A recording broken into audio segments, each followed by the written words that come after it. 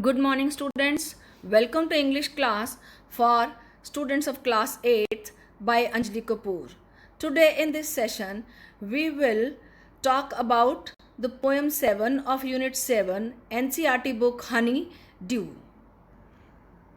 The name of the poem is When I Set Out for Lyonnesse. Lyonnesse is a town, the mythical birthplace of Sir Tristram in Arthurian legends. This was located in southwest England. It is supposed to have been submerged in the sea. Here are some learning outcomes. The poet of the poem is Thomas Hardy. Thomas Hardy was born on 2nd June 1840 in England. He was a novelist and poet.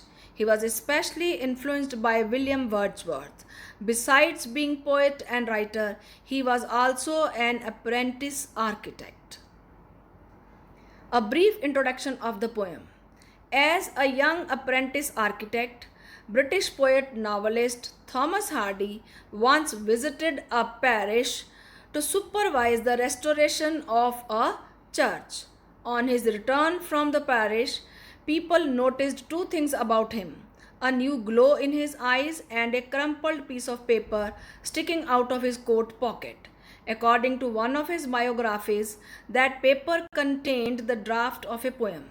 Students, we shall be reading that very poem inspired by a visit to a place which the poet calls Lyonnesse.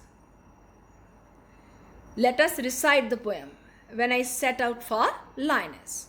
When I set out for Lyonnesse, 100 miles away, the rime was on the spray, and starlight lit my lonesomeness. When I set out for Lyonnesse, 100 miles away.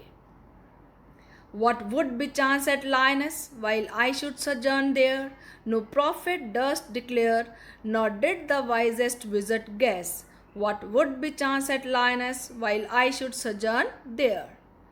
When I returned from Lyonnesse with magic in my eyes, all marked with mute surmise, my radiance rare and fathomless, when I returned from Lyonnesse with magic in my eyes. Summary of the poem is: a young apprentice architect went to Lyonnesse to supervise the renovation work of a church. The place was at a distance of 100 miles from his hometown. It was winter season. He was all alone on his journey. His only companion was the twinkling stars in the sky. The poet was quite uncertain about his stay at Lyonnesse. According to the poet, neither a prophet nor wizard could foretell about this. But when he returned from Lyonnesse, he was very happy. There was a glow in his eyes. People of his native place were wonderstruck at the change in him.